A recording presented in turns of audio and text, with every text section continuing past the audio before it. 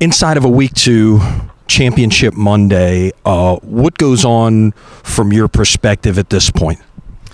Now we are having daily meetings of our staff where we talk about every detail. It's a time to communicate with each other. We're also meeting with the city folks, public safety, and others to make sure we've got our T's crossed and our I's dotted, and we're all ready to go.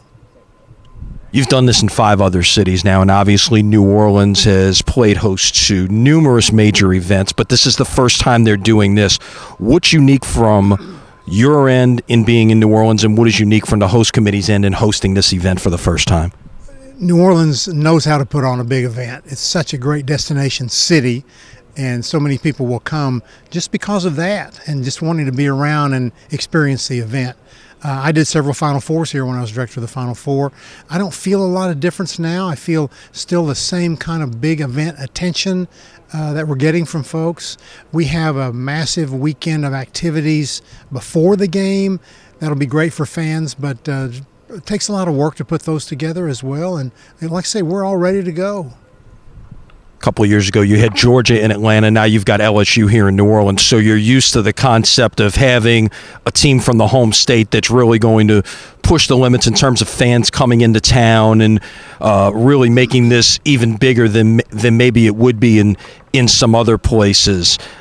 And obviously LSU has played in championship games here before, so that is nothing new. But how does that change anything from both your perspective and from a host committee's perspective? Well, we're happy to have the best 2 teams in the game, first of all, and one of them happens to be LSU, and that's great.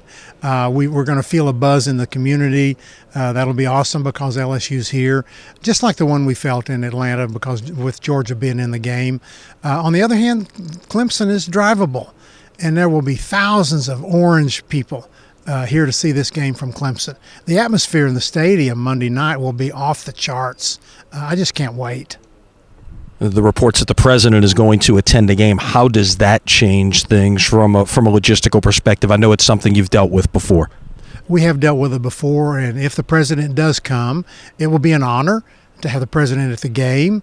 It adds a layer of complexity for the city, for the stadium, and for CFP, of course.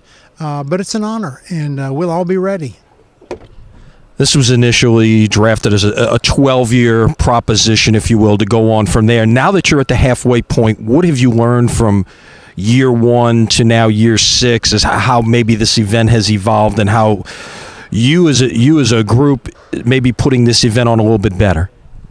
Well, it's interesting because we have gone through 6 years. We learn a little bit every year, but our initial plan that we started with in year 1 in Dallas is still in place.